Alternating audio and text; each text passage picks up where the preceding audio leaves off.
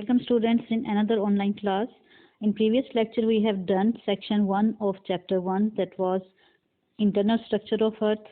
Now in this lecture we are going to start the section 2, that is plate tectonics. So let's start.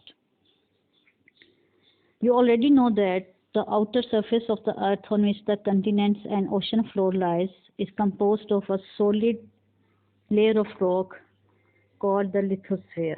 We have already discussed about the two spheres, lithosphere and asthenosphere, in the previous lectures. This outermost part overlies a weak, soft layer of rocks called the asthenosphere. The lithosphere is not a single mass, but it is broken into 7 segments called plates. The lithosphere is divided into 7 segments, which we call plates. Their names are North American, South American, African plate, Pacific plate, Eurasian, Indian, Australian, and Antarctic. So in these 7 plates, the Pacific plate is the largest plate, and it is mostly located under the ocean. This is the largest plate, and it is located under the ocean. The other large plates include an entire continent plus a large area of sea floor, for example, the South American plate. The South American plate covers it is also a large plate, and it covers the entire continent and sea floor area. As well as the large plates, there are some intermediate sized and small plates. As we have some large plates in these 7 plates, we also have some small plates. The names of these small plates are Nazca plate, and the Arabian plate and Iranian plate.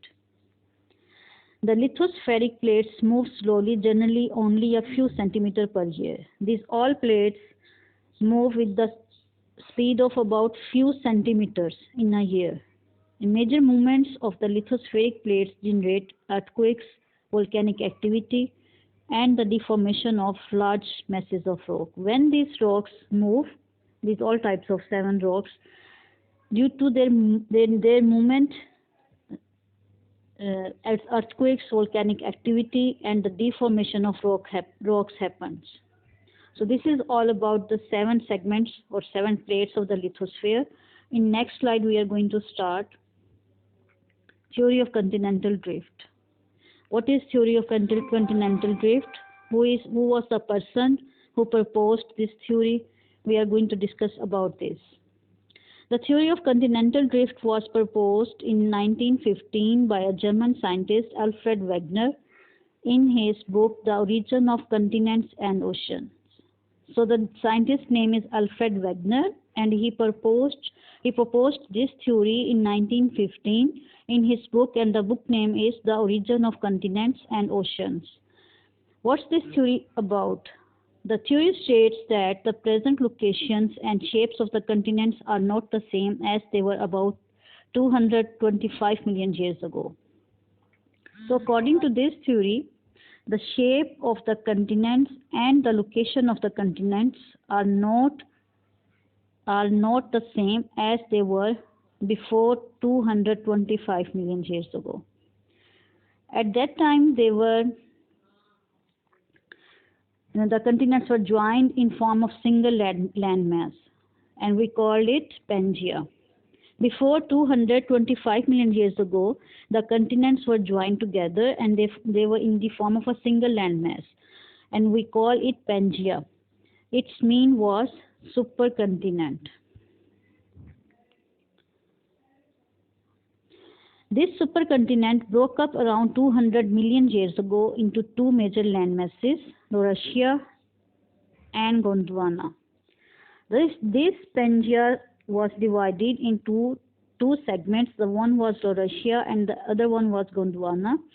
And Laurasia and Gondwana drifted northward. Among these 2 segments, the Laurasia drifted towards northwards and broke up further into North America and Eurasia. Laurasia divided further into North America and Eurasia. And Gondwana was divided into South America, Africa, India, Antarctica, and Australia. So this is all about the theory of continental drift. In next slide, we are going to discuss about the faults and their types. What is a fault and what are the types of faults? A fault is a fracture in the Earth's crust. As you already know, crust is the outermost layer in the Earth's interior. So what is a fault? Fault is a fracture in the uppermost layer of the Earth, that is crust. The two displaced sections are free to move from one another. Small faults can be identified in road cuttings where sedimentary rocks can be seen to be displaced by a few meters. Large faults like the San Andreas Fault in the USA are displaced by hundreds of kilometers. So there are two types of faults. One is small and the other one is large, and they have given example of San Andreas Fault in USA as a large fault. Faults can be classified into three major categories on the basis of rock movements. They are divided into three types. The first one is dip slip, the second one is strike slip, and the third one is oblique slip. This classification has been done on the basis of movement of rocks. So the first one is dip slip faults.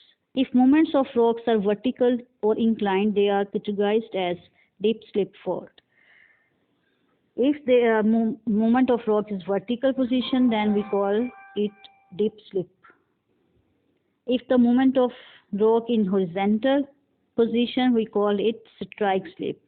And if the movement of rocks both in vertical and horizontal positions, we call it oblique slip. The dip slip fault is further divided into normal fault, reverse fault, and thrust fault. So this is all about the fault and their three types. So we have completed our section 2 of the chapter 1, that was plate tectonics. In this chapter we discussed about the 7 segments of or 7 plates of lithosphere. Then we discussed about theory of continental drift, and finally the faults and their types. Keep watching my videos. If you have any kind of confusion, please ask. Thank you.